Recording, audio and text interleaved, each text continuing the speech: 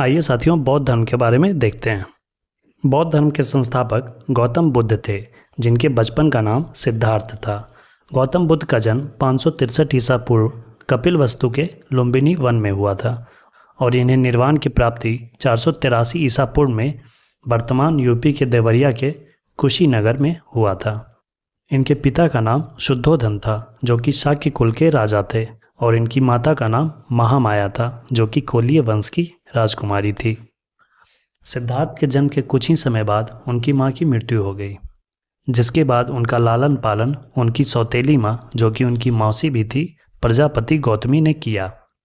शुद्धोधन ने अपने पुरोहितों से सिद्धार्थ के भविष्य के बारे में पूछा, तो उनके पुरोहितों में से एक पुरोहित ने कहा, भविष्य में यह बालक एक बहुत बड़ा सन्यासी बनेगा और पूरे विश्व को शांति का मार्ग बताएगा।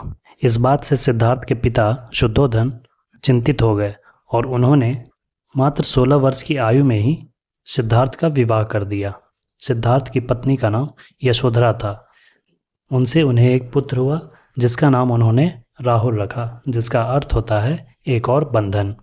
अपने राज्य के भ्रमण के दौरान सिद्धार्थ ने 4 दृश्यों को देखा, जिनसे उनका हृदय परिवर्तन हो गया।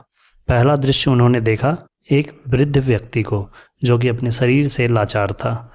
दूसरा दृश्य उन्होंने देखा एक रोगी व्यक्ति को, जो कि दर्द और पीड़ा से परेशान था।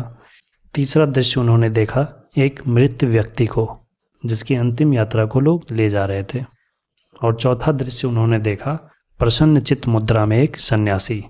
इसी दृश्य को देखकर सिद्धार्थ ने संन्यास लेने का निर्णय लिया और 29 वर्ष की अवस्था में उन्होंने आधी रात को ही गृह त्याग किया, जिसे कि महाभिनिष्क्रमण कहा गया है। उनके मन में जीवन से संबंधित बहुत सारे सवाल थे।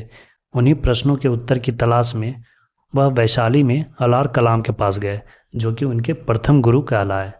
अलार कलाम ने उन्हें सांख्य दर्शन की दीक्षा दी, परंतु इससे वो संतुष्ट नहीं हुए और फिर वह राजगृह में रुद्रक रामपुत से दीक्षा ली, जो कि उनके द्वितीय गुरु कहलाए।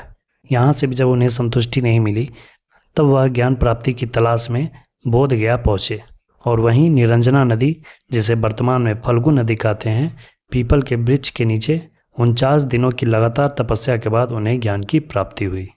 ज्ञान प्राप्ति के बाद उन्हें बुद्ध कहा गया, जिसका अर्थ होता है सत्य है ज्ञान जिसका।